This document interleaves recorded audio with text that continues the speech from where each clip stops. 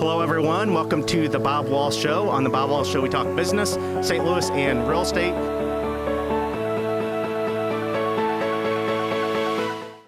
Hello, St. Louis. Thank you for joining us. Today, we have Chris Hansel with Mathenia Insurance Group. That's correct. Hello, everybody.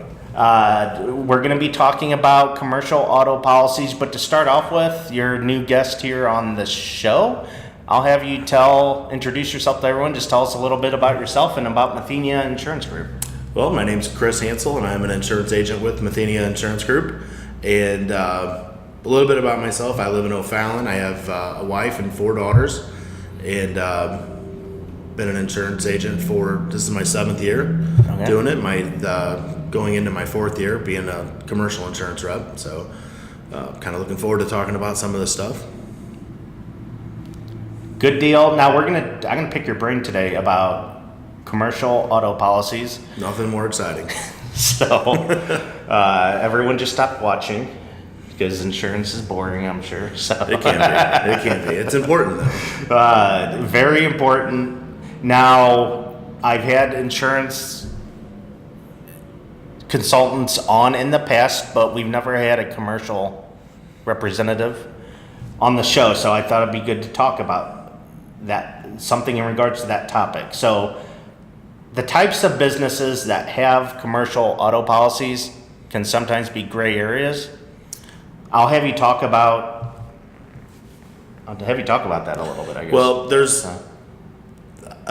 there are a couple different types of companies out there. Obviously, some of them are just anything from a handyman that just has himself and just his one truck, and he keeps his tools and it's locked up in there, and he just drives from job site to job site.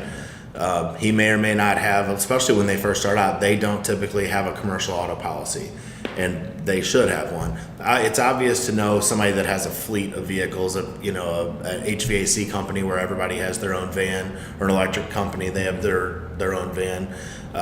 All the employees have their own vans. Obviously, those are going to be covered under a commercial policy, but a lot of people don't realize that if say you're a handyman out there by yourself, and it's just you, maybe you have one employee, and you have anything from a magnet on the side of your truck to the whole truck being, wrapped and lettered with your company information on it, you really should have a commercial insurance policy.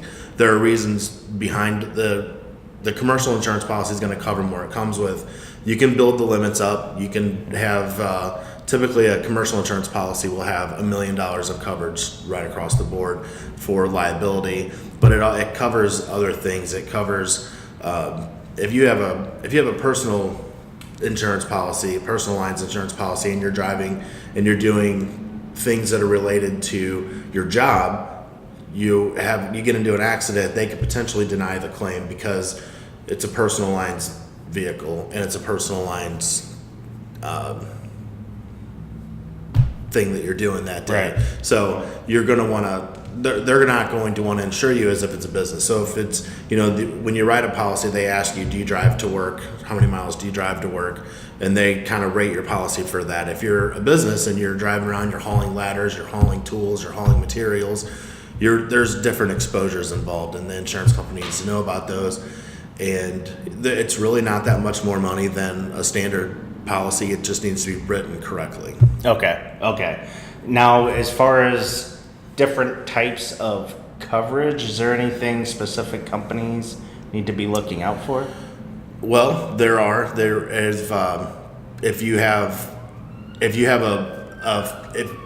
a fleet of vehicles, then you're going to have a driver's list. So you're going to list this many vehicles with this many drivers, and everybody's going to have an assignment basically, and they'll drive that.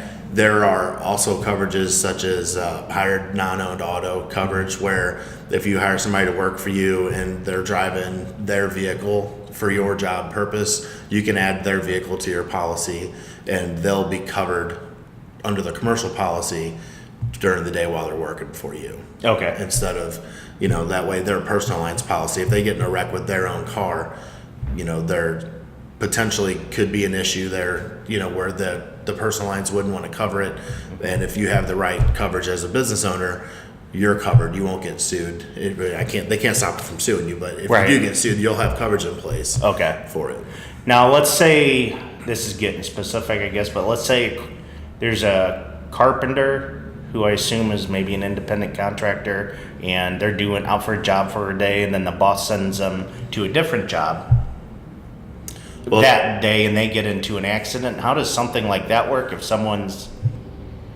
if they're working for themselves and they're going job hopping, they need to have their own commercial insurance policy. If they're working for somebody, Okay. if they have a regular job and they're working for a contractor and they're an hourly employee and the boss sends them from here to here to here,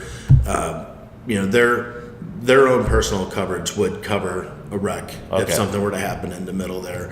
Now, that kind of goes also back to the contractor putting his policy together correctly, where he could have coverage for the materials and the tools and the equipment that's on the truck. Oh, yeah. It would kind of have to be covered in there. So if you're going to have guys going from one job to another, you need to make sure that your own personal the business policies are written correctly to where there would be coverage for them Okay. while they're out there. Well, great. Well, good information.